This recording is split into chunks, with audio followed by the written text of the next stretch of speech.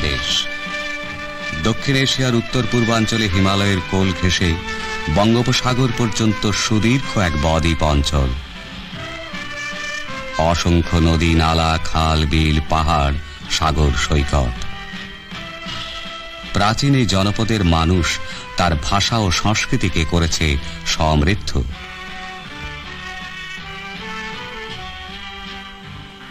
শত শত বছরের শাসন, শোষণ ও বঞ্চনার সুদীর্ঘ প্রেক্ষাপটে 1947 সালে দ্বিজাতি তত্ত্বের ভিত্তিতে জন্ম নেয় পাকিস্তান নামের এক কৃত্রিম রাষ্ট্র। ভিন্ন সংস্কৃতি এবং পাকিস্তানি শাসক গোষ্ঠীর স্বৈরাচারী মানসিকতায় আবহমান বাংলা ও বাঙালির ভাষা, সংস্কৃতি, ঐতিহ্য হয়ে ওঠে বিপন্ন। বাঙালি জাতিসত্তার বিরুদ্ধে শুরু হয় ষড়যন্ত্র। প্রথম আঘাত আসে বাঙালির ভাষার উপর। 1948 সালের 23 ফেব্রুয়ারি পাকিস্তান গণপরিষদের প্রথম অধিবেশনে ইংরেজি ও উর্দুর পাশাপাশি সংখ্যাগরিষ্ঠ জনগণের ভাষা বাংলাকেও গণপরিষদের ভাষা হিসেবে গ্রহণের প্রস্তাব করা হয়। ধীরেন্দ্রনাথ দত্তের এই প্রস্তাব হয় প্রত্যাখ্যাত। বাংলার অকুতভয় ছাত্র সমাজ মাতৃভাষার প্রশ্নে তখনই প্রতিবাদে সোচ্চার হয়।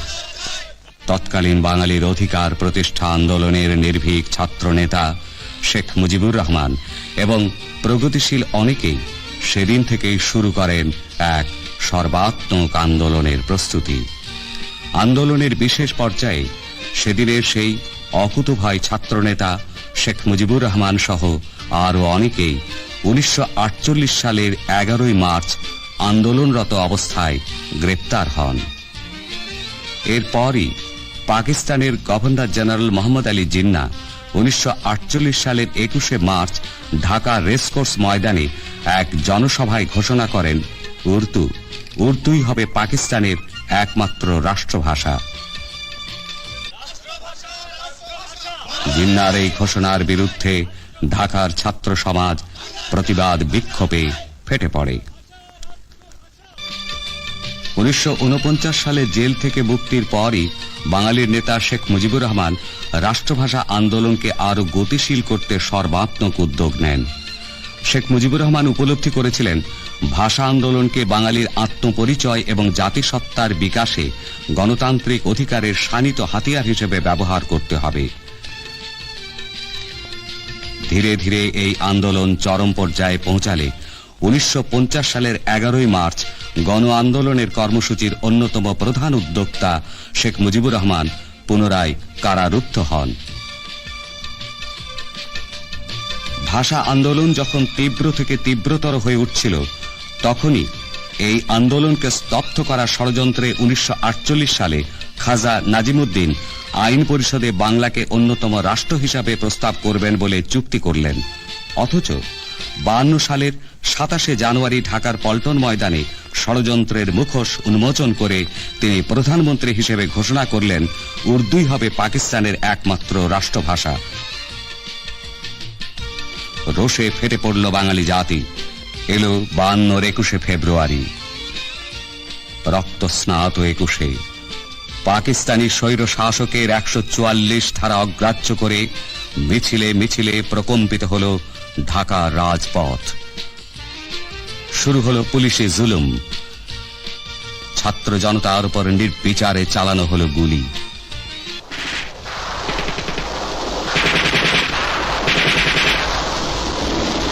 রক্তে রঞ্জিত হল রাজপথ। শহীদ হলেন রফিক, জব্বার, সালাম, বরকত, শফিক সহ নাম না জানা অসংখ্য বীর বাঙালি।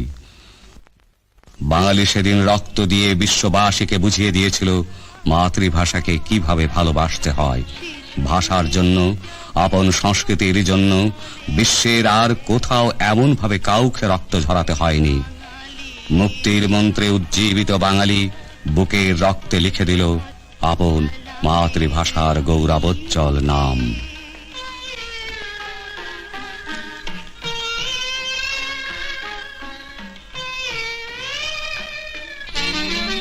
এই সংগ্রামের দীর্ঘ ধারাবাহিকতায় এলো 54 নির্বাচন। এই নির্বাচনকে কেন্দ্র করে বাঙালি তার অধিকার আদায়ের সংগ্রামে ঐক্যবদ্ধ হবার সুযোগ পেল। দল মত নির্বিশেষে প্রতিটি মানুষের কাছে মাতৃভাষার মর্যাদার প্রশ্নটি হয়ে উঠল এক এবং অভিন্ন বিষয়। 1956 সালে প্রাদেশিক পরিষদে বাঙালির প্রিয় নেতা শেখ মুজিবুর রহমানের প্রস্তাবে বাংলা এদেশের অন্যতম রাষ্ট্রভাষা হিসেবে স্বীকৃতি পেলেও ষড়যন্ত্রকারীরা তা বাস্তবায়িত হতে দেয়নি। 1958 সালে চাপানো হল সামরিক শাসন।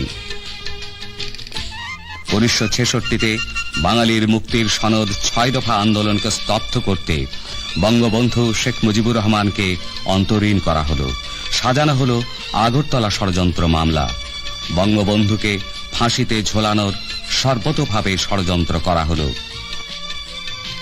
দুর্বার আন্দোলনে দেশের মানুষ 1969 সালের গণ অভ্যুত্থানে তাদের প্রিয় নেতা বঙ্গবন্ধু শেখ মুজিবুর রহমানকে মুক্ত করে 1970-এর নির্বাচনে একক সংখ্যাগরিষ্ঠ সমর্থনে তাকে বিজয়ী ঘোষণা করল।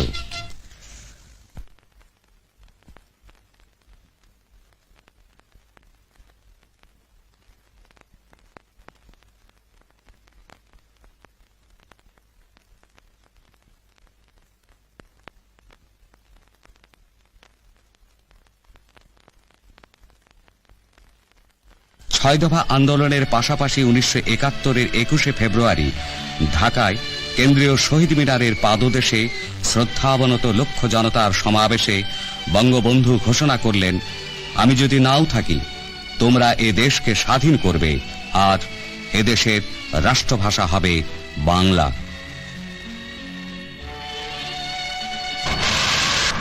জাতির জনক বঙ্গবন্ধু শেখ মুজিবুর রহমানের যোগ্য নেতৃত্বে সশস্ত্র মুক্তিযুদ্ধের পথ বেয়ে এলো স্বাধীনতা।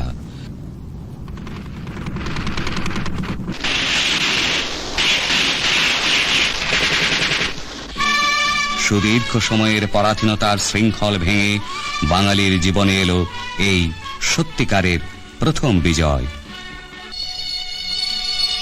অমর 21-এর শোকাবহ স্মৃতিস্তম্ভই বাঙালির এই বিজয়ের প্রধান সোপান।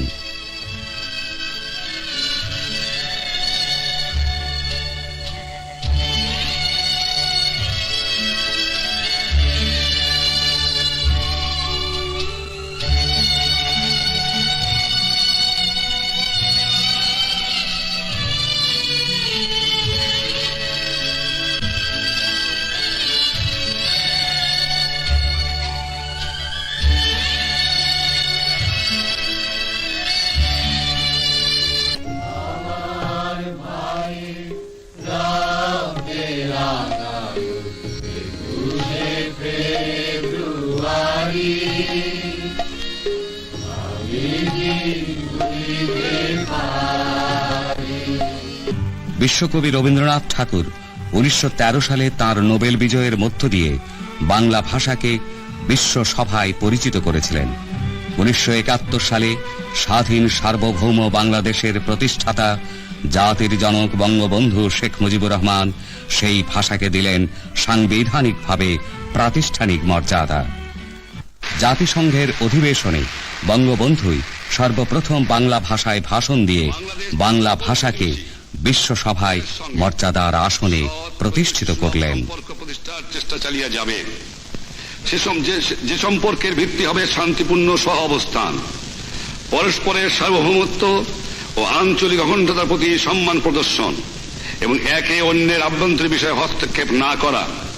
বিশ্বের এই এলাকায় এবং সর্বত্র শান্তি প্রতিষ্ঠা ও অক্ষুণ্ণ রাখার প্রতি প্রচেষ্টায় আমাদের সমর্থন অব্যাহত থাকবে।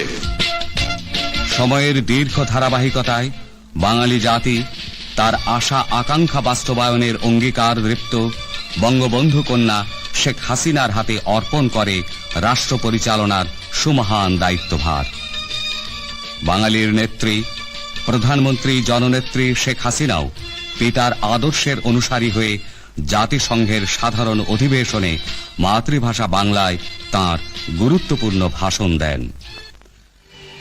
প্রধানমন্ত্রী শেখ হাসিনার ব্যক্তিগত উদ্যোগ এবং আন্তরিক প্রচেষ্টায় 7ই নভেম্বর 1999 বাঙালির অমর 21শে ফেব্রুয়ারি আন্তর্জাতিক মাতৃভাষা দিবস হিসেবে স্বীকৃতি অর্জন করল বিশ্ব সভায়।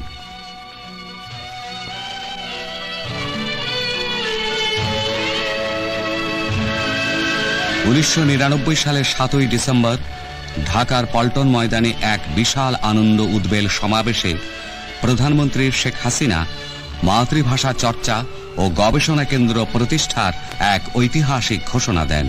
তিনি বলেন, ভাষার জন্য রক্তদানের মাধ্যমে আমরা বিশ্ববাসীকে শিখিয়েছি কিভাবে মাতৃভাষাকে ভালোবাসতে হয়।